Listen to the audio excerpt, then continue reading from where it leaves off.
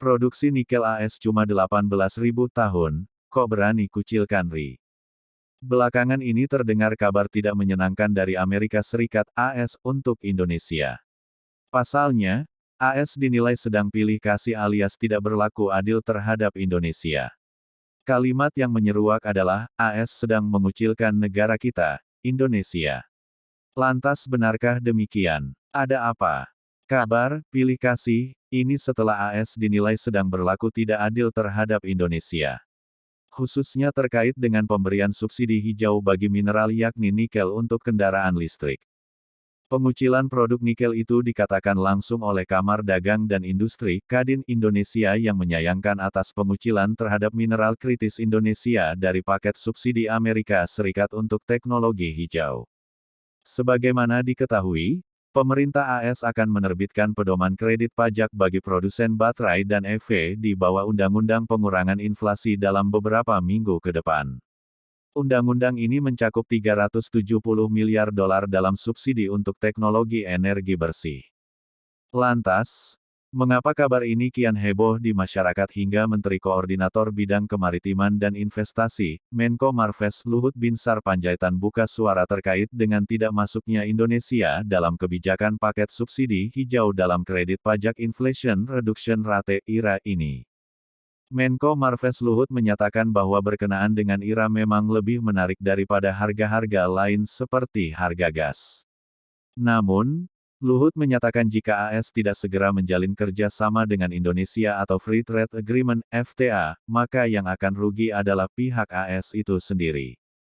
Kita akan bicara dengan AS karena kalau tidak, mereka akan rugi juga dan green energy yang kita punya untuk proses prekursor katoda itu mereka nggak dapat dari Indonesia karena kita nggak punya Free Trade Agreement (FTA) dengan mereka, tegasnya saat konferensi pers di gedung Kemenko Marves.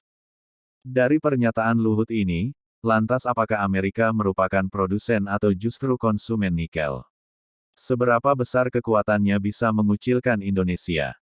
Berdasarkan laporan Badan Survei Geologi Amerika Serikat (USGS), produksi nikel di dunia diperkirakan mencapai 3,3 juta metrik ton pada 2022. Jumlah itu meningkat 20,88% dibandingkan pada 2021 yang sebanyak 2,73 juta metrik ton.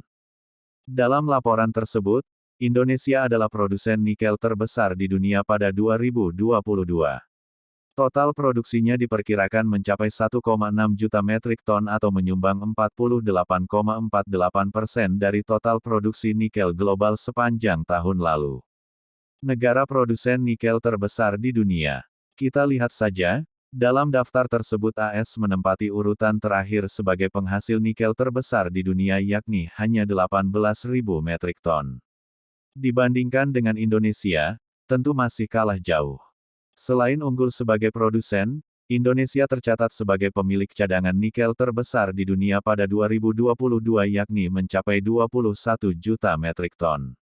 Posisinya setara dengan Australia. Ada pula Brasil sebagai pemilik cadangan nikel terbesar dunia berikutnya sebanyak 16 juta metrik ton. Kalau data ini kurang meyakinkan bahwa Indonesia ini kaya, kita kulik data Badan Pusat Statistik (BPS) yang mencatat cadangan nikel kita bisa sampai ratusan tahun. Menurut BPS stok nikel nasional bisa dimanfaatkan untuk produksi selama 108 tahun. Simak buktinya. Umur aset sumber daya mineral nasional. Dari data ini, BPS telah menghitung estimasi umur aset ini dari rasio antara stok fisik, cadangan, sumber daya mineral nasional pada akhir 2021 dengan tingkat ekstraksinya dalam beberapa tahun terakhir. Sejauh ini, konsumen nikel terbesar adalah negara China. Mengacu data Statista, permintaan nikel China pada tahun 2020 lalu mencapai 1,31 juta ton. Sementara permintaan nikel global yang pada tahun lalu mencapai 2,78 juta ton, seperti ditulis menurut International Nickel Study Group (INSG), diperkirakan akan meningkat menjadi 3,02 juta ton tahun ini. Amerika Serikat juga merupakan salah satu konsumen nikel terbesar di dunia.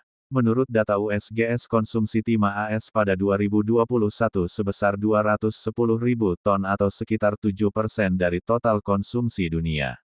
Tetapi, Dengan permintaan yang hanya kurang dari 1,4 juta ton, tentunya Amerika Serikat tidak akan kesulitan memenuhi kebutuhannya. Meski dikucilkan dan mungkin membuat Indonesia berkecil hati, tetapi baik Kadin, Luhut bahkan kita semua berharap Amerika Serikat akan memberikan status yang setara kepada anggota Kerangka Ekonomi Indo-Pasifik (IPEF) dengan negara-negara yang memiliki perjanjian perdagangan bebas penuh dengan Amerika Serikat. Terlebih, dalam industri pengembangan kendaraan listrik, pemerintah juga turut mengajak Amerika maupun Uni Eropa untuk menaruh kepercayaan pada Indonesia dan negara ASEAN lainnya. Dengan peran penting Indonesia dan ASEAN dalam rantai pasokan kendaraan listrik. Itu sebabnya kita harus optimis bahwa kawasan ini akan menjadi mitra strategis baik Amerika Serikat, Uni Eropa maupun China dalam sektor energi bersih. Langkah ini juga sebagai penguatan hubungan ekonomi dan politik bagi ASEAN terhadap global, serta memberikan manfaat bagi industri dan perekonomian Indonesia secara keseluruhan.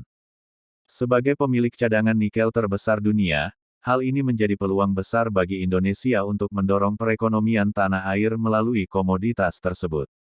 Pasalnya, nikel merupakan bahan baku penting dalam pembuatan baterai pada industri kendaraan listrik (EV) yang tengah bertumbuh eksponensial secara global. Ikuti terus channel berita terkini supaya Anda tidak ketinggalan seputar informasi.